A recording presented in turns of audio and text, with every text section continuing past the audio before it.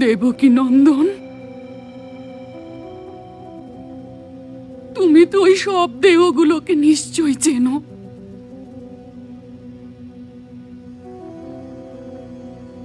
ওগুলো আমার পুত্রদের সব ছিল। হ্যাঁ মাতা, আর এই সবের মাঝে একটা সব এমনও ছিল যাকে আপনি চিনতে পেরেও চিনতে পারেননি। আর ওই সব ছিল জ্যেষ্ঠ কুন্তিপুত্রের। কে? যুধিষ্ঠির? না মাতা, জ্যেষ্ঠ ভ্রাতা জ্যেষ্ঠ কৌন্তেয় নন। জ্যেষ্ঠ কৌন্তেয় তো উনি ছিলেন যাকে আপনারা সবাই রাধেয় নামে চিনতেন এবং জানতেন। রাধেয়? এই জন্য এমনটা নয় মাতা যে সব দেহের এই স্তূপের মধ্যে আমার পিসির কোনো যোগদান একেবারেই নেই। ও কুন্তির পুত্র ছিল? হ্যাঁ মাতা, এই জন্যে এটা ভাববেন না মাতা যে আপনার পুত্র দুর্যোধনের পক্ষে আমার পিসির পক্ষ থেকে কেউ যুদ্ধ করেননি। দুর্যোধনের উচ্চাকাঙ্ক্ষার রোগ আছে, রাধেয়র নিষ্ঠার রোগ ছিল।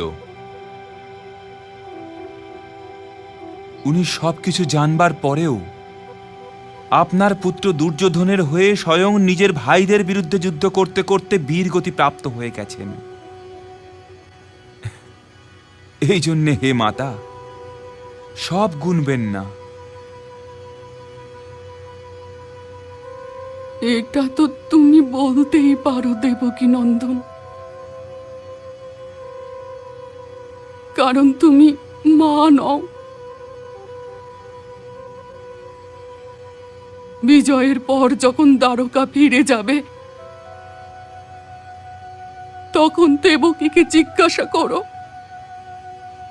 যে কোল শূন্য হয়ে যাওয়ার যন্ত্রণা কেমন হয়ে থাকে। এই যন্ত্রণা প্রসব যন্ত্রণার থেকে অনেক বেশি। ও নিজের পুত্রের জন্য কেঁদেছে, ও আমার যন্ত্রণা বুঝতে পারবে। আর ও এটাও ঠিক বুঝতে পারবে যে আমি আজ তোমাকে অভিশাপ কেন দিচ্ছি। মাতা,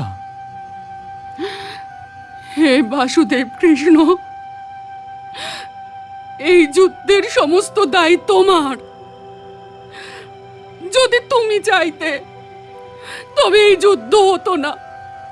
যদি তুমি চাইতে তবে এই যুদ্ধকে আটকাতে পারতে। অবশ্যই আটকাতে পারতাম মাতা, অবশ্যই আটকাতে পারতাম, কিন্তু এই যুদ্ধ প্রয়োজন ছিল মাতা। হে যদুনন্দন, শোনো, আমি শিবের ভক্ত গান্ধারী আজ তোমাকে এই অভিশাপ দিচ্ছি যে আমার পরিবারের মতোই যত বংশেরও বিনাশ হয়ে যাবে।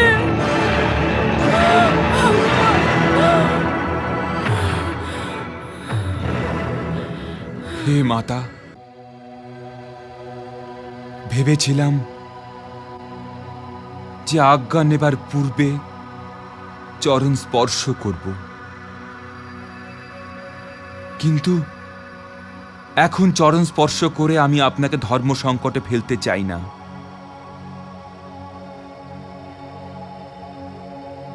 কারণ যেই আমি আপনার চরণ স্পর্শ করব মাতা, তখন আপনি আশীর্বাদ দেবার জন্য অসহায় হয়ে যাবেন।